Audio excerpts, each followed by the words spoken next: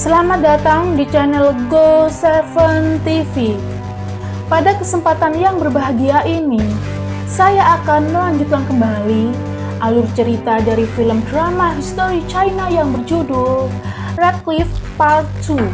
Film ini diproduksi oleh Lion Rock, dirilis pada tanggal 15 Januari 2009 dan disutradarai oleh John Woo, serta diperankan oleh sederet bintang film Mandarin ternama yang diantaranya adalah Tony Leung sebagai Raja Muda Zhou, Takeshi Kaneshiro sebagai Zhuge Liang, Zhang Fengyi sebagai Perdana Menteri Cao Cao, Chang Cheng sebagai Raja Sun Quan, Zhao Wei sebagai Sun Shangxiang, Hu Jun sebagai Jenderal Zhang Zilong, Lin Jiling sebagai Xiao Jiao, Yu Yang sebagai Liu Bei, Ba Shen sebagai Guan Yu, Tong Dawi sebagai Sun Shucai, dan Zhang Jinseng sebagai Zhang Fei.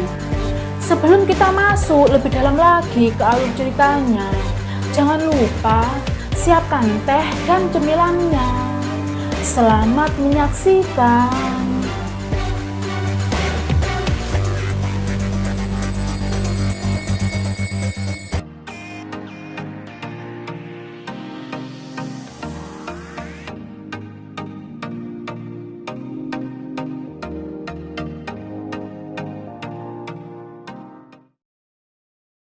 Cerita ini merupakan lanjutan kisah Radcliffe sebelumnya yang memperlihatkan 800.000 pasukan armada laut milik Perdana Menteri Cao Cao tengah berlabuh dekat Jurang Merah.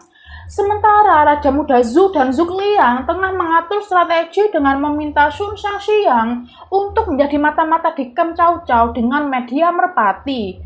Sesampainya merpati di tangan Sun Shangxiang, lantas dia menyembunyikannya di balik bajunya dan segera bergabung dengan mereka untuk menyaksikan pertandingan sepak bola.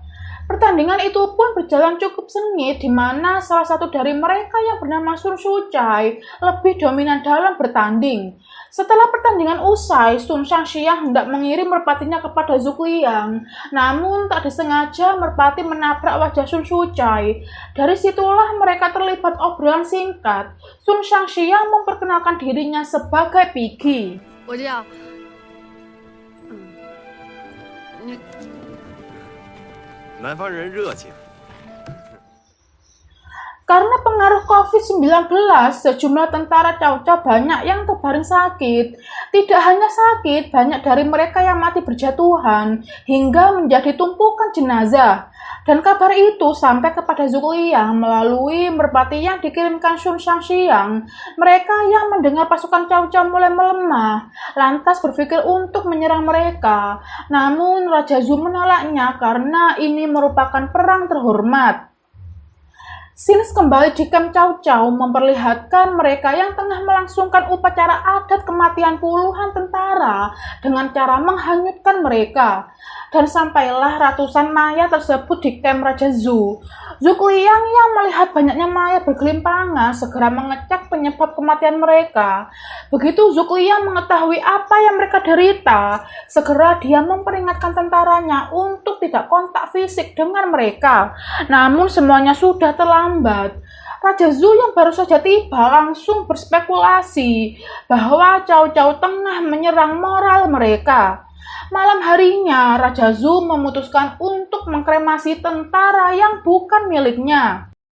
Beberapa hari kemudian, keadaan di kamp Raja Zhou semakin mengkhawatirkan, di mana puluhan tentara mulai terserang COVID-19.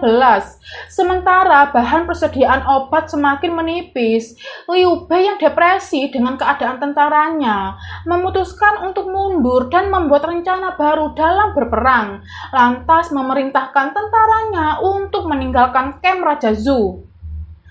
Raja Sun Quan dari kerajaan Wei yang mendengar keputusan Liu Bei sangat kecewa karena mengingat Liu Bei yang mengusulkan persekutuan tersebut dan menganggap Liu Bei mengkhianati mereka. Zhang Fei yang mendengar pernyataan Raja Sun Quan pun tidak terima dan terjadilah perdebatan yang cukup sengit. Liu Bei berusaha memberi pengertian kepada Zhuge Liang akan keputusan yang dia ambil. Dengan berat hati, Raja Zhou menerima keputusan Liu Bei seraya mengucapkan selamat jalan kepadanya. Selepas kepergian Liu Bei, keadaan mereka semakin tidak kondusif, di mana mereka hanya memiliki 30.000 tentara dengan jumlah anak panah kurang dari 50.000 karena Liu Bei telah mengambil 40.000 saat dia pergi. Zhuge Liang yang mendengar tuannya membawa anak panah merasa tidak enak dan berjanji akan mendapatkan 100.000 anak panah dalam waktu 3 hari dengan menjadikan kepalanya sebagai jaminan. Zhuge Liang tak lupa mengingatkan kembali akan misi Raja Zhou dalam menyingkirkan Cai Mao dan Zheng Yun yang merupakan tentara laut andalan Cao Cao. Jika Raja Zhou tidak bisa menyingkirkan mereka, maka gantian Zhuge Liang akan memenggal kepala Raja Zhou. 3 hari kemudian, Zhuge Liang mulai melancarkan aksinya untuk mendapatkan 100.000 anak panah dengan memanfaatkan kabut tebal sembari menikmati teh di dalam perahu. Dengan sigap, Zhuge Liang memerintahkan tentaranya untuk menembak. Namun tembakan itu hanya untuk memancing Jenderal Cai Mao dan Zheng Yun agar mengirim serangan balasan anak panah kepada Zhuge Liang. Zhuge Liang pun dihujani anak panah yang jumlahnya sangat banyak, bahkan ratusan ribu, hingga membuat perahu Zhuge Liang hampir tenggelam.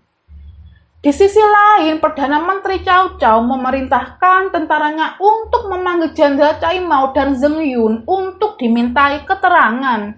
Mereka pun tiba dengan berbangga hati seolah-olah dapat melumpuhkan musuh. Tanpa berlama-lama, Cao Cao segera menanyakan berapa jumlah anak panah yang mereka kerahkan. Dengan lantang mereka menjawab 100.000. Seketika itu muncul perahu dengan jumlah anak panah yang sangat banyak. Dengan murka, Cao Cao menghardik mereka. Apakah tidak bisa membedakan orang-orangan sawah dengan manusia? Dan itu semakin memojokkan mereka. Dengan emosi, Cao Cao melempar sebuah surat yang Cao Cao pikir merupakan tulisan tangan Cai Mao. Namun mereka bersikukuh tidak pernah menulisnya dan menganggap Raja Zhou telah mengadu domba mereka. Tanpa pikir panjang, segera Cao Cao memerintahkan algojonya untuk mengeksekusi mereka. Dan tragedi berdarah tersebut sampai di telinga Zhuge Liang melalui merpatinya. Dengan begitu, kepala mereka berdua masih aman sehingga mereka bisa tersenyum puas. Xing kembali di kamp Cao Cao di mana Sun Shangxiang hendak menerbangkan merpatinya, namun sial, aksinya dipergoki oleh sejumlah tentara. Seketika itu mereka berteriak mata-mata dan berusaha menangkap Sun Shangxiang. Beruntungnya Sun Shucha segera tiba dan menanyakan perihal yang terjadi. Begitu mereka menjelaskan bahwa dia mata-mata, Sun Shucha tidak percaya begitu saja dan malah menyerang mereka. Seketika itu Sun Shangxiang hendak pamit kepada Sun Shucha untuk pulang dan berjanji akan kembali menemuinya. Pada suatu malam, tibalah Sun Shangxiang pulang dari aktivitas mata-matanya, di mana kepulangannya disambut Raja Sun Quan dengan amarah karena menganggap adiknya sudah lama berkeliaran. Sun Shangxiang tak menghiraukannya sama sekali dan segera melepas pakaiannya, yang di pakaian tersebut tergambar peta perkemahan Cao Cao yang berhasil dia gambar. Dengan penuh penyesalan, Raja Sun Quan pun memakaikan kembali baju milik adiknya. Entah apa yang ada dalam pikiran Liu Bei, bukannya turut serta berperang mempertahankan wilayah selatan. Dia malah asyik membuat onde-onde. Zhang Fei yang merasa bodoh mulai menggerutu dan menanyakan apa yang benar dan apa yang salah.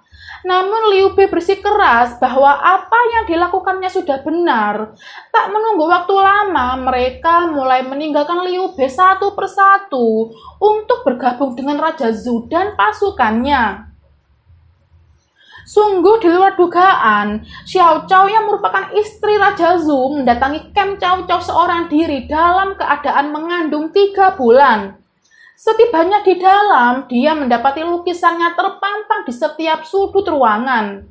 Tanpa berlama-lama, Xiao Cao segera menyampaikan tujuannya, bahwasannya dia meminta Cao Cao menarik pasukannya, karena sudah dipastikan Cao Cao akan menang. Namun Cao Cao menolaknya dengan dalih, Dia ingin melihat Raja Zhu bertekuk lutut di hadapannya. Tanpa pikir panjang, Xiao Qiao segera berlutut di hadapannya dan kembali meminta tolong agar Cao Cao mengakhiri perang tersebut. Lantas Cao Cao menolaknya. Segera, Xiao Cao menarik sebuah pedang, namun Cao Cao berhasil menghentikannya. Sementara Perdana Menteri Cao Cao tengah menikmati teh yang disuguhkan istri Raja Zhu, sedangkan di luar tampak ribuan tentara Perdana Menteri Cao Cao tengah bersiaga.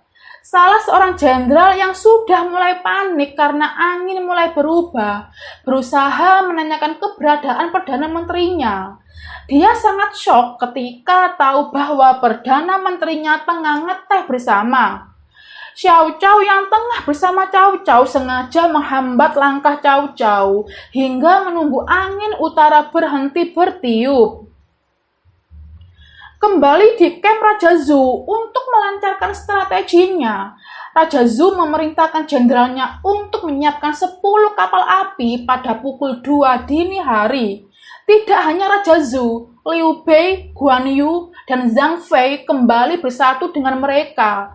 Sementara Zhuge Liang tengah membaca Feng Shui yang berpihak kepada mereka, di mana angin timur mulai bertiup dan bergerak ke utara. Seketika itu mereka menerbangkan lampion untuk menandakan dimulainya peperangan. Tanpa persiapan yang matang dan ahli Feng Shui, Perdana Menteri Cao Cao dibuat kebingungan akan munculnya angin dari timur. Di luar perkiraan, sejumlah kapal milik Raja Zhu mulai merapat. Seketika itu mereka mulai kebingungan dan berusaha memisahkan kapal. Namun semuanya sudah terlambat, di mana 10 kapal api milik Raja Zhu semakin mendekat dan siap menabrak sejumlah kapal milik Cao Cao. Dalam sekejap, semuanya berubah menjadi lautan api, dengan ribuan tentara Cao Cao yang tewas tersambar api dan menelan banyak korban jiwa. Sementara di kamp Cao Cao, pasukan Liu Bei memimpin barisan pertama untuk merangsek ke gerbang belakang. Di luar dugaan, Zhang Zilong berhasil menembus pertahanan dengan melempar sejumlah bahan peledak yang menewaskan banyak tentara Cao Cao di daratan. Kesempatan itu digunakan Zhang Fei dan ratusan tentaranya untuk memasuki gerbang kamp Cao Cao belakang. Begitu berhasil memasukinya, Liu Bei segera memerintahkan tentaranya untuk melepaskan ratusan kuda milik Cao Cao. Sementara Raja Zhu memerintahkan Jenderal Gan untuk merobohkan gerbang utama agar dapat bersatu dengan pasukan Liu Bei. Dengan anak panah yang menembus punggung Jenderal Gan dengan sisa tenaganya, dia berusaha merobohkan gerbang utama tersebut, walau akhirnya dia harus meregang nyawa tersambar api. Dengan begitu, ribuan tentara Raja Zhu berhasil merangsek ke gerbang utama. Perang berlangsung sampai keesokan paginya, di mana lawan mulai tidak seimbang ketika tentara Raja Zhu meluncurkan anak panah, sementara tentara Cao Cao melempar tombak. Namun di luar dugaan, tentara Raja Zhu dapat menyeimbangkan pertempuran, di mana mereka berhasil menumbangkan sejumlah tentara Cao Cao. Kemenangan tidak berhenti sampai di situ. Ketika Raja Zhu meluncurkan panahnya ke arah drum berisi minyak yang mengakibatkan terjadinya ledakan dahsyat yang membakar hidup-hidup tentara Cao Cao. Tidak berhenti sampai di situ, di tengah kobaran api, Raja Zhu dan sejumlah tentaranya tengah merangsek ke dalam kamp dengan menjadikan tameng sebagai formasi. Tentara Cao Cao yang melihat itu segera menghampiri mereka dan berusaha menghujamkan tombaknya ke arah mereka. Raja Zhu yang melihat itu segera keluar dan memotong tangan tentara tersebut. Di samping itu, Liu Bei memerintahkan untuk memecah formasi dan pertempuran pun berlangsung secara brutal. Tidak hanya itu, mereka dibuat kalang kabut ketika salah seorang jenderal Cao Cao memerintahkan tentaranya untuk meluncurkan bola api. Tak tinggal diam, Jenderal Zhang Zilong memanfaatkan celah untuk melompati pagar pembatas dan bertarung dengan mereka seorang diri. Dan pada akhirnya, Guan Yu dan Zhang Fei berhasil menyusul tak ketinggalan dengan Liu Bei. Pada akhirnya, Raja Zhou berhasil menemukan Cao Cao. Di luar dugaan, Jenderal Cao Cao berhasil menawan Xiao Cao di atas. Namun Zhang Zilong segera melompat ke atas, kemudian memukul jatuh jenderal tersebut, disusul oleh jatuhnya Xiao Cao. Beruntung dengan sigap Raja Zhou menggapai istrinya, sementara Cao Cao tampak menyedihkan dengan rambut terurainya. Karena kemurahan hati Raja Zhou, dia meminta Cao Cao kembali ke asalnya dan melepaskannya. Dan cerita pun selesai.